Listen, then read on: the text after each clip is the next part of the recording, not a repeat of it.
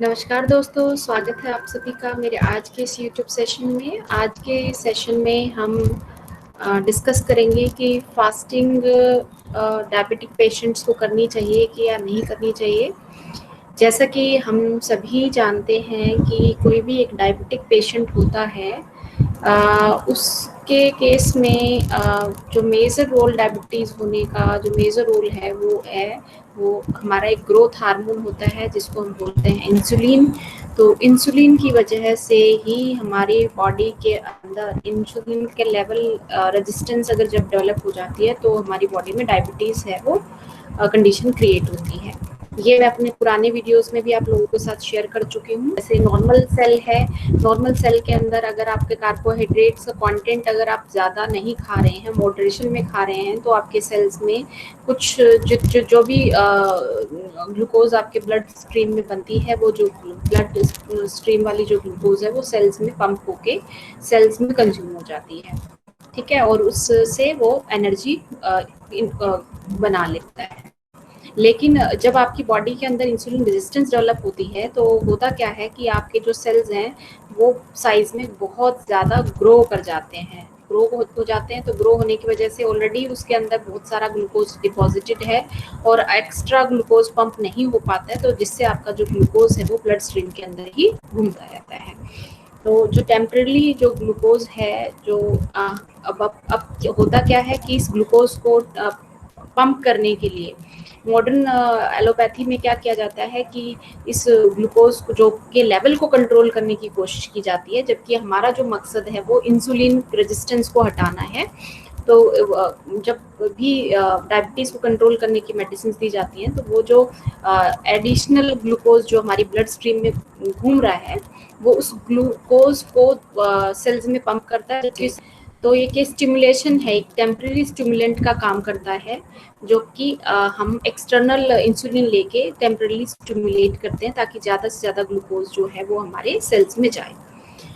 तो ये जो काम हो रहा है, हम मेडिसिन लेके अपने ब्लड ग्लूकोज को कंट्रोल कर रहे हैं, ये जो काम हो रहा है वो रिवर्सल वाला काम नहीं है। हमारा जो मेन मकसद है कि हमें एक्स्ट्रा इंसुलिन ना लेनी पड़े और हम जो भी ग्लूकोज लेवल है वो भी हमारा कंट्रोल हो जाए और हमारी बॉडी में जो भी फैट या वाटर रिटेंशन हुई है वो फैट वाटर रिटेंशन को भी कम कर सके, क्योंकि इंसुलिन का काम एक ग्रोथ हार्मोन है। तो वो आपकी बॉडी के अंदर फैट को और पानी को और शुगर को होल्ड करता है। फैट, पानी और शुगर, ये तीनों चीज़ें ऐसी हैं जो आपकी बॉडी को ग्रो कराती हैं। तो अगर हम देखें तो इंसुलिन का लेवल जितना ज़्यादा हाई होगा उतना ही फैट बर्निंग कम होगी। तो इंसुलिन लेवल को अगर हम कम कर लेंगे तो हमारी बॉडी में फैट बर्निंग भी फास्ट हो जाएगी। और इंसुलिन लेवल ज़्यादा होने के बहुत सारे हमारी बॉडी को नुकसान होते हैं। हमें इंसुलिन ज़्यादा होने की वजह से हार्ट अटैक आता है, स्ट्रोक की प्रॉब्लम आ जाती है, स्ट्रोक में ब्रेन में क्लोट्स बन जाते हैं, ठीक है, और हाई कोलेस्ट्रॉल बनता है। इंसुलिन की रेजिस्टेंस ज़्यादा होने से हमारे बॉडी के अंदर ओबेसिटी क्रिएट होती है, एब्डोमिनल ओबेसिटी क्रिएट होती है, फैटी लिवर प्रॉब्लम होता है, और जितना गठिया गाउट वाली जो प्रॉब्लम है वो बन जाता है। और फीमेल्स में मैंने एक वीडियो ऑलरेडी अपने चैनल पे बना रखी है कि पीसीओडी की जो प्रॉब्लम है वो भी इंसुलिन रेजिस्टेंस की वजह से बनती है। एसिडिक रिफ्लक्स होता है, जो हमारी खट्टे एसिडिक रिफ्लक्स आती हैं, खट्टी डकारें आती हैं, तो वो एक एसिडिटी जो है वो इंसुलिन रेजिस्टेंस की वजह से होता है। कुछ लोगों में आपने देखा होगा जो लोग बहुत ज़्यादा खराटे लेते हैं और रात भर ढंग से सो नहीं पाते, उनको एक स्पेशल प्रॉब्लम होती है जिसको स्लीप एपनिया बोलते हैं। तो वो भी आपके एब्डोमिनल कैविटी में अगर बहुत ज़्यादा फैट डिपॉजिटेड है और आपका ओवरवेट बॉडी है तो आपको स्लीप एपनिया की प्रॉब्लम हो सकती है। और इंसुलिन की वजह से कैंसर, अल्जाइमर, जो कि जैसे जैसे एज बढ़ेगी और अगर आप डायबिटीज़ की दवाइयाँ खा रहे हैं, आपको स्ट्रोक हुआ है या अटैक आया है या हाई कोलेस्ट्रॉल है, तो बशर्ते है कि आप लोग में जाके आपको अल्जाइमर का प्रॉब्लम भी हो सकता है, जिसमें आपके ब्रेन इफेक्ट होता है और आप चीज़ें भूलने लग जाते हैं। तो इस तरह से अगर हम देखें कि इंसुलिन रेजिस्टेंस अगर हम कम कर पाएँ तो हम अपने बॉडी में से बहुत सारी इतनी सारी बीमारियां जो हमारी बॉडी में पैदा हुई हैं, हम उन सभी बीमारियों को ठीक कर सकते हैं। तो इसका सॉल्यूशन क्या है, कैसे हम अपनी बॉडी को के अंदर से इंसुलिन रेजिस्टेंस को कम कर सकते हैं। तो इसका सबसे बेहतरीन और अच्छा जो उपाय है वो है फास्टिंग। फास्टिंग करने से हमारी बॉडी एक्स्ट्रा जो हमारा ग्लूकोज का लोड बना हुआ है, फास्टिंग की हेल्प से हम उस एक्स्ट्रा ग्लूकोज के लोड को हमारे ब्लड स्ट्रीम में से हटा पाएंगे। क्यों? क्योंकि जैसे हम कुछ खाते हैं तभी हम कार्बोहाइड्रेट कंज्यूम करते हैं तो हमारी बॉडी में ग्लूकोज बनता है। तो अगर हम ग्लूकोज ज़्यादा बनने ही ना दें अपनी बॉडी में फास्टिंग के थ्रू, तो हम जो एक्स्ट्रा टॉक्सिसिटी हमारी ग्लूकोज की वजह से बन रही है वो हमारी मिनिमाइज हो जाएगी। तो जब हमारी बॉडी में एक्स्ट्रा ग्लूकोज बनना बंद हो गया तो हमें इंसुलिन की रिक्वायरमेंट कम हो जाएगी। इंसुलिन की रिक्वायरमेंट कम होगी तो धीरे धीरे धीरे हमारी बॉडी जो है वो इंसुलिन रेजिस्टेंस उसकी ठीक होने लगेगी, इंसुलिन सेंसिटिविटी बढ़ेगी। और इसको कम करने के लिए, ग्लूकोज को कम करने के लिए हमें अपने कार्बोहाइड्रेट्स को कट करना है। जो हम हर वक्त मतलब मॉर्निंग में 3 चपाती खा लेते हैं, लंच में 3 रोटियां खाते हैं, डिनर में 3 रोटियां खा लेते हैं, तो हम वो बंद करके हमें 1 रोटी, 1 सब्जी और 1 दाल, एक और कोई जो भी लिक्विड, छाछ, कर्ड, ये सब हमें लेना पड़ेगा और 1 कटोरी सलाद। इस तरह का चीज़ें हमें अपनी डाइट के अंदर इंक्लूड करनी है ताकि कार्बोहाइड्रेट्स को हम कट कर पाएँ और हम उसमें ज़्यादा से ज़्यादा रफेज और बाकी के प्रोटीन्स वगैरह ऐड करें। हेल्दी डाइट चार्ट एक डायबिटिक पेशेंट के लिए क्या होना चाहिए वो मैं अपने यूट्यूब चैनल पे आप लोगों के साथ ऑलरेडी शेयर कर चुकी हूँ। तो आप उस डाइट प्लान को एक बार आप रिविजिट कर लीजिए। और कार्बोहाइड्रेट्स को कैसे मिनिमाइज कर सकते हैं, उसके लिए लो ग्लाइसेमिक इंडेक्स हमें आटा खाना है। तो डायबिटिक पेशेंट्स के लिए एक लो ग्लाइसेमिक आटा कैसे तैयार कर सकते हैं अपने घर पे ही, उसकी भी रेसिपी मैं ऑलरेडी अपने यूट्यूब चैनल पे आप लोगों के साथ शेयर कर चुकी हूँ। तो आप देख सकते हैं, उसका लिंक मैं डिस्क्रिप्शन बॉक्स में दे दूँगी। फिर एक तो है कि हमने शरीर के अंदर कार्बोहाइड्रेट्स की क्वांटिटी को मिनिमाइज कर दिया जिससे ग्लूकोज बनना कम हो गया, एक्सेस ग्लूकोज बनना कम हो गया, नंबर 1। नंबर 2 हमें करना है कि हमें जितना भी एक्सेस ग्लूकोज हमारी बॉडी में ऑलरेडी डिपॉजिटेड है उसको बर्न करना है। तो उसको बर्न करने के लिए हमारे लिए सबसे बेहतरीन सोल्यूशन है कि हम फास्टिंग करेंगे। तो फास्टिंग से ये सब होगा। अब फास्टिंग जब हम करते हैं तो फास्टिंग में क्या होता है, उसमें सबसे पहला जब हम खाना खाते हैं वो हम समझ चुके हैं कि जैसे हम खाना खाते हैं तो हमारा शुगर लेवल बढ़ता है, शुगर लेवल बढ़ता है तो इंसुलिन की रिक्वायरमेंट बढ़ती है और इंसुलिन से क्या होगा, ग्लूकोज सेल्स के अंदर जाती है और जो ग्लूकोज है वो ग्लाइकोजन या फैट में कन्वर्ट होती है, ठीक है, इंसुलिन की हेल्प से। अब जब हम खाना खा चुके हैं और हमारे खाने से सारे न्यूट्रिएंट्स एब्जॉर्ब हमारी बॉडी के अंदर हो चुके हैं तो खाना खाने के तुरंत बाद ही हमारी बॉडी के अंदर फास्टिंग की प्रोसेस स्टार्ट हो जाती है। तो फास्टिंग प्रोसेस जब स्टार्ट होती है तो जब हम देखते हैं फास्ट 2 घंटा खाना खाने के 2 घंटे बाद तक हमारे लेवल जो हैं ब्लड के अंदर शुगर लेवल है वो ज़्यादा होते हैं। तो जब शुगर लेवल ज़्यादा होगा तो इंसुलिन लेवल भी बढ़ेगा। लेकिन कुछ टाइम बाद 3, 4, 5, 6 या उससे ज़्यादा घंटे तक भी अगर हम नहीं खाते हैं, जैसे रात को हम नहीं खाते, 12-14 घंटे का अगर हम गैप दे देते हैं तो उससे क्या होगा, ये हमारे ब्लड शुगर लेवल और इंसुलिन लेवल में एक फॉल, एक डिक्लाइन हमें फील होगा। तो जब भी डिक्लाइन होता है या फॉल होता है तो क्या होगा कि आपकी जो बॉडी है उसको एनर्जी की रिक्वायरमेंट रहेगी। तो हमारी जो लीवर है, लीवर भी एक तरह से ग्लूकोज को ग्लाइकोजन की फॉर्म में स्टोर करके रखता है। तो लीवर क्या करेगा, अपना ग्लाइकोजन को ब्रेक करके ग्लूकोज में कन्वर्ट करेगा और जो भी ग्लाइकोजन है वो मैक्सिमम आपको 2 या 1.5 दिन तक ग्लाइकोजन से एनर्जी मिल सकती है। तो अगर आप 1.5 से 2 दिन भी फास्ट करेंगे तो लीवर में जितना भी ग्लाइकोजन डिपॉजिटेड है वो आपको हेल्प करेगा सर्वाइव करने के लिए। तो ये अगर आप सोच रहे हैं 1 दिन की फास्टिंग करना या 1.5 दिन की फास्टिंग करना, तो उस 1.5 दिन की फास्टिंग में आपका लीवर ग्लाइकोजन कंज्यूम हो जाएगा। फिर जब आप 2 दिन की फास्टिंग, मतलब 2 दिन की फास्टिंग के बियॉन्ड अगर आप जाते हो, 1.5 दिन से यानी कि 2 दिन की तरफ जब जाते हो तो ग्लाइकोजन की स्टोरेज हमारे लीवर में ख़त्म हो जाती है। और अब क्या करता है लीवर, अमीनो एसिड्स यानी कि जो भी अमीनो एसिड्स होते हैं उनको ब्रेक करके अब उससे ग्लूकोज बनाना शुरू कर देता है। तो इसको हम ग्लूकोजेनेसिस की प्रोसेस, ग्लूकोनियोजेनेसिस की प्रोसेस बोलते हैं। और ये हमारा 2 दिन की फास्टिंग के बाद होता है। जब हम अपनी फास्टिंग को एक्सटेंड करके 3 दिन की तरफ जाते हैं, थर्ड डे पे जब हम जैसे ही जाते हैं, तो उसमें क्या होता है, इंसुलिन का लेवल बहुत ज़्यादा डिक्लाइन कर जाता है, और बहुत ज़्यादा इंसुलिन डिक्लाइन होने की वजह से हमारे जो फैट्स हैं वो फैट हमारी बॉडी में डिपॉजिटेड है, अब वो फैट जो है वो ब्रेक होकर एनर्जी हमारी बॉडी को देना शुरू करता है। इसको हम ग्लाइसरोल भी बोलते हैं। तो जो ग्लाइसरोल्स हैं उनको यूज़ करता है, और फैटी एसिड्स, जो भी सारे टिश्यूज हैं वो फैटी एसिड्स को यूज़ कर सकते हैं। जो भी हमने फैट को ब्रेक करके फैटी एसिड्स जनरेट करे हैं, तो बॉडी के बाकी सारे सेल्स उस फैटी एसिड्स को यूज़ कर लेते हैं, लेकिन ब्रेन को वो फैटी एसिड्स नहीं चलते हैं। तो ब्रेन को अपनी एनर्जी बनाने के लिए वो क्या करता है, फैटी एसिड्स को फिर फर्दर ब्रेक किया जाता है, और वो फर्दर ब्रेक करके उसको कीटोन बॉडीज में कन्वर्ट कर देता है, और इन कीटोन बॉडीज से अब ब्रेन को एनर्जी मिलनी शुरू होती है। और उस जब जैसे कीटोन्स से वो एनर्जी ब्रेन ड्राइव करना शुरू करता है, तो एक बहुत ही अच्छी एक प्लीजेंट फीलिंग आपको आनी शुरू हो जाती है थर्ड डे ऑफ फास्टिंग से।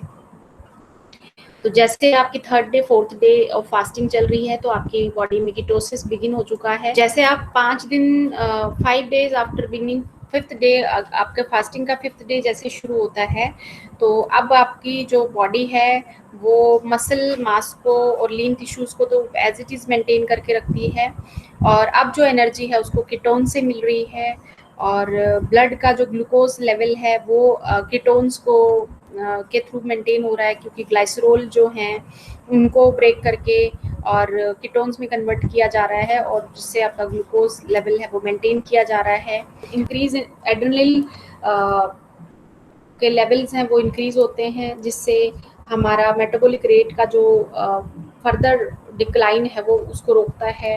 और फिर उससे क्या होगा, मेटाबॉलिक रेट जब आपका फर्दर डिक्लाइन नहीं होता है, तो आपको फिर बहुत ही एनर्जेटिक फील होना शुरू होता है। आपको लगता है फास्टिंग से आपकी पूरी बॉडी एकदम रिवाइटलाइज हो चुकी है। लेकिन इस पूरी प्रोसेस में प्रोटीन्स को कहीं भी यूज़ नहीं किया जाता है, तो protein as it is intact रहते हैं। तो फैट से और ग्लाइकोजन से ही आप बॉडी जो है वो 5 डेज तक के फास्ट में सर्वाइव करती है। तो इस तरह से बॉडी है वो मसल को यूज़ नहीं करती, सिर्फ फैट ही यूज़ करती है। अगर आप 5 डेज की फास्टिंग या 6 डेज की फास्टिंग या 7 डेज की फास्टिंग अगर आप करते हो, तो आपकी जो बॉडी है वो फैट को ब्रेक करके अब उससे ग्लूकोज ड्राइव करना शुरू कर देती है। फास्टिंग का सबसे इम्पॉर्टेंट फ़ायदा, जब हम फास्टिंग करते हैं तो फास्टिंग में क्या होता है कि जितने भी डिफेक्टिव पार्ट्स हमारी बॉडी के अंदर बने हैं, उन डिफेक्टिव पार्ट्स को बॉडी अपने आप टेयर आउट करती है, उनको खाना शुरू कर देती है, और उनकी जगह पे जब आप वापस से खाना रिज्यूम करोगे, तो आपके जो भी जितने भी डिफेक्टिव पार्ट्स थे वो ऑटोफेजी प्रोसेस बोलते हैं कि फास्टिंग के अंदर ऑटोफेजी होती है। जितने भी डिफेक्टिव या डेड सेल्स हैं उनमें उनको बॉडी अपने आप ही ख़त्म कर देती है, और जैसे ही आप रिज्यूम करते हो खाना, तो आपकी बॉडी दोबारा से हेल्दी और फ्रेश सेल्स को बनाना शुरू कर देती है। तो इस तरह से ऑटोफेजी से हमें हमारी रिपेयरिंग होती है, हमारी हीलिंग होती है। तो फास्टिंग और या फास्टिंग ट्रिगर्स ऑटोफेजी, और ऑटोफेजी से हमारा healing and repair mechanism activate होता है। आप फास्टिंग है, मसल्स हमारी फास्टिंग से बिल्कुल नहीं कंज्यूम होती हैं, बर्न नहीं होती हैं, तो एक ये मिथ है। फास्टिंग से हमारी मसल्स बर्न नहीं होती हैं, ओवर ईटिंग नहीं होती। जैसे आप व्रत ब्रेक करते हो, फास्टिंग ब्रेक करते हो, तो फास्टिंग से ओवर ईटिंग नहीं होती है।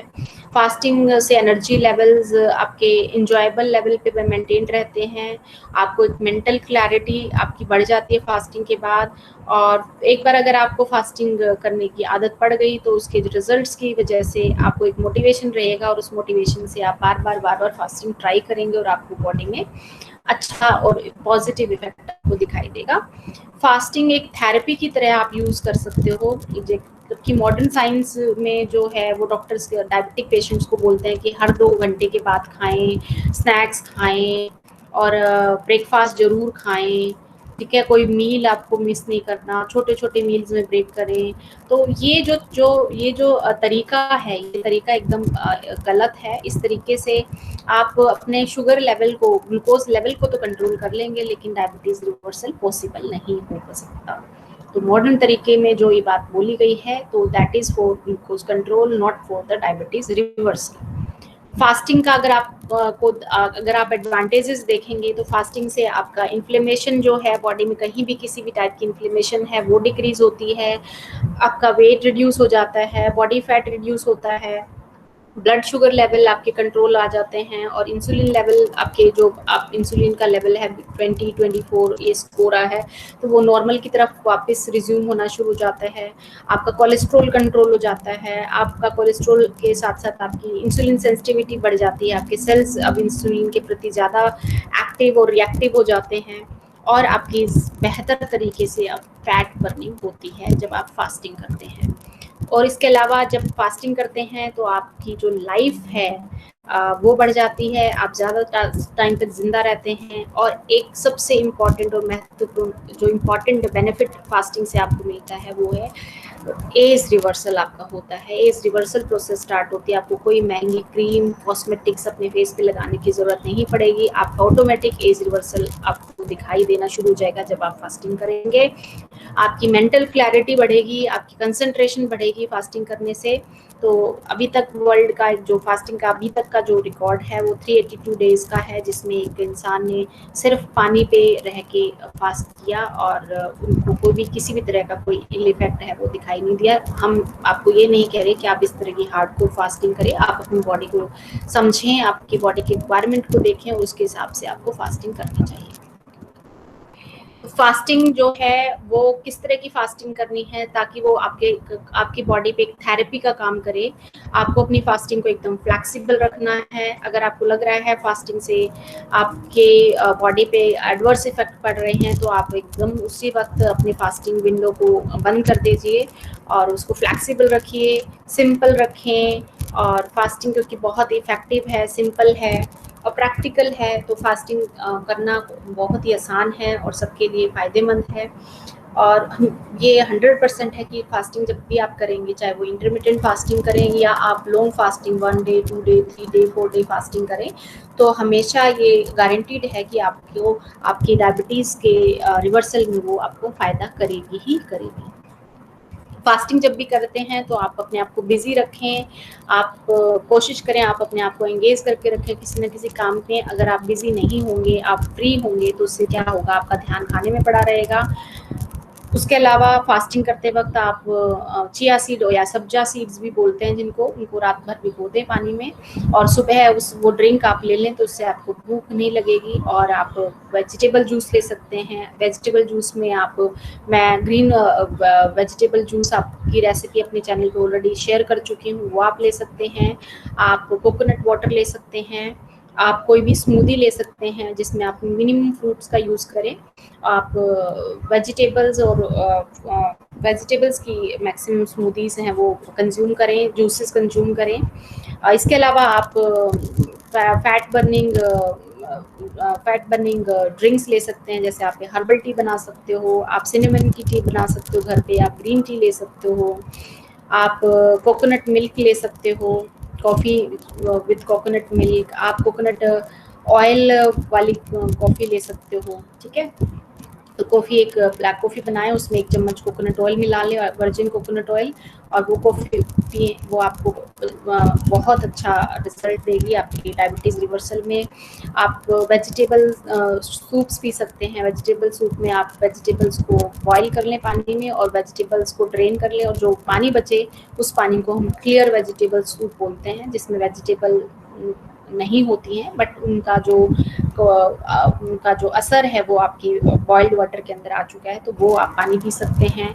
आप जब भी फास्टिंग करें आप उसमें आलमंड्स खाएं, मतलब बादाम खाएं, अखरोट खाएं, बादाम, अखरोट, मूंगफली और आलमंड बटर, कैशू बटर, तो ये सब आप फास्टिंग के टाइम पे ले सकते हैं, क्योंकि आप फास्टिंग जब कर रहे होते हो तो आपका जो एक हेल्दी फैट है वो आपकी डायबिटीज़ के रिवर्सल में आपकी हेल्प करेगा। फैट से कभी भी शुगर नहीं बनती है।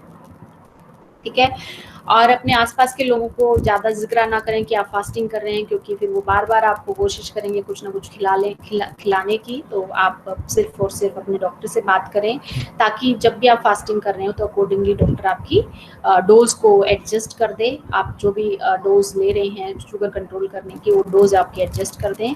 और फिर अपने आप को 1 महीना दें और देखें कि आपके लिए कौन-सा फास्टिंग सबसे अच्छा है। इंटरमिटेंट फास्टिंग आपके लिए अच्छा वर्क कर रहा है या फिर आपके लिए 2 डेज़ तो 3 डेज़ का फास्टिंग या 1 डे फास्टिंग वर्क कर रहा है। तो इस तरह से अपनी बॉडी को एक बार समझें, जानें उसके बारे में और एक्सप्लोर करें। उसके अलावा आप न्यूट्रिशियस डाइट लें। जब भी आप नॉन फास्टिंग डेज पे हैं तो एक न्यूट्रिशियस और हेल्दी डाइट लें, जिस डाइट प्लान में आप लोगों के साथ शेयर कर चुकी हूँ, तो वो डाइट प्लान आप रूटीन में शेयर करें, यूज़ करें और फॉलो करें। तो वो मेरे चैनल पे मैं उसका ऑलरेडी एक वीडियो बना चुकी हूँ।